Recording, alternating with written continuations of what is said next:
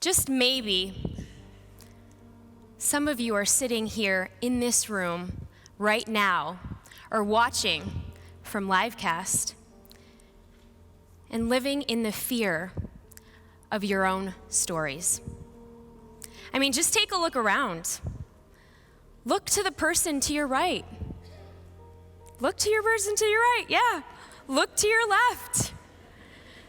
You can see that everyone around you has stories.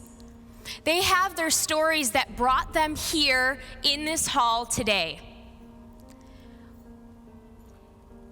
We all have different decisions that we made that contributed to why we're here. So look to the person to your right again. Not for what color shirt that they're wearing or how cute their hair looks, but really what they're not sharing. What's beneath the smile? What are the stories that they're not sharing with you? What are the failures that they're masking up? Right? Because each of us has our humanity under all of the things that we wear. And isn't it that some of our most pivotal moments, some of the largest turning points of our life have actually shaped who we are? Yes? Isn't it that some of those dire circumstances, those adversities, those challenges, doesn't it contribute to our purpose and maybe our next evolution, our next chapter of how we're meant to serve in the world? So I will share my turning point with you. Is that okay? All right. It was December 31st, 2011. I was in Chicago. Any Chicagoans in the house? Yeah, yes. It was New Year's Eve. New Year's Eve. I'm in Chicago. It's not one of those cold, blistery nights. I mean, it was cold. No blizzard or anything. Friends were out, going dancing to celebrate. Other friends decided they wanted to stay in with their families. And there I was in my 5-story house, my master bedroom, staring at the mirror in front of me, with my suitcase out, clothes splattered everywhere, and just staring.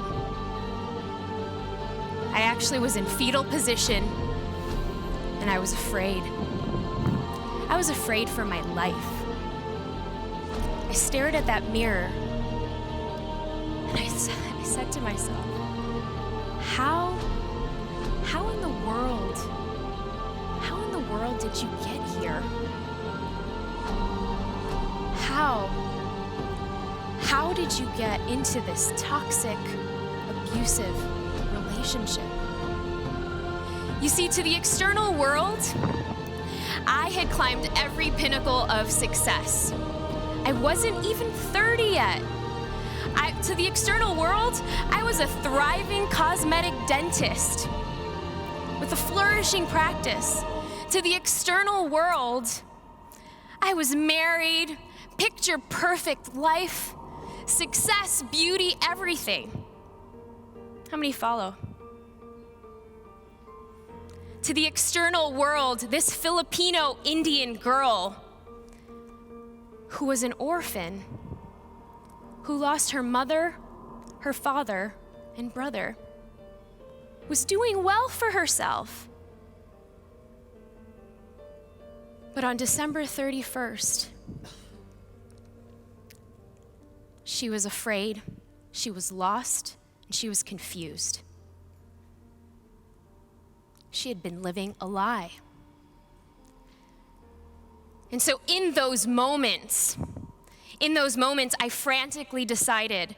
I called 911, I packed my bags, packed as much as I could, took as much as I could, put it in my suitcase, and I left. I left in my car, which would then be my home for the next few months. I left that life, I left that marriage, I left everything that was comfortable that came along with it. And that evening, as I set forth in my car, I thought to myself, wow, Neeta, you have been living your life for other people.